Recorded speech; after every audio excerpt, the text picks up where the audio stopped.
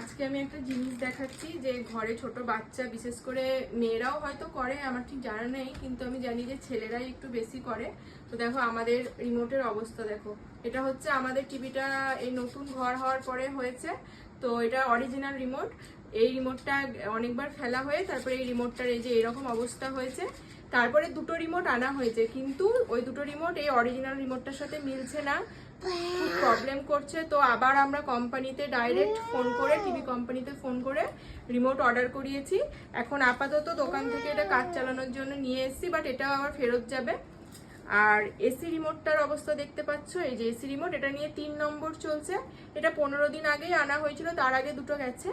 আর আজকে এটা জানলা থেকে ডাইরেক্ট, জানলাটা খুলেছিলাম জাস্ট, জানলা তো বন্ধ করেও রাখা যায় না সবসময়, একটুখানি খাওয়া বাতাসের জন্য খুলেছি। এসে দেখছি যে এটা ফেলে একদম নিচে ফেলে দিয়েছে। তারপর ওর বাবাকে তুলে এনে দেখছে এরকম অবস্থা। অনেক দূরে দূরে তুলে রাখা হয়, কিন্তু অনেক সময় তো কাজের ব্যস্ততার জন্য মনে থাকা হয় না, তখন এসি অন করে হয়তো বিছানাতে রেখে দিয়ে চলে যায়। আর এই যে এই নতুন রিমোটটা আবার আজকে আনা হয়েছে।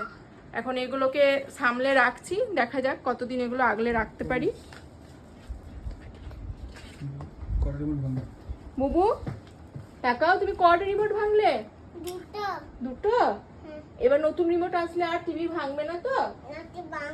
না, ভাঙলে তুমি টিভি কি করে দেখবো আমরা? ভাঙাটাই দেখবে তো?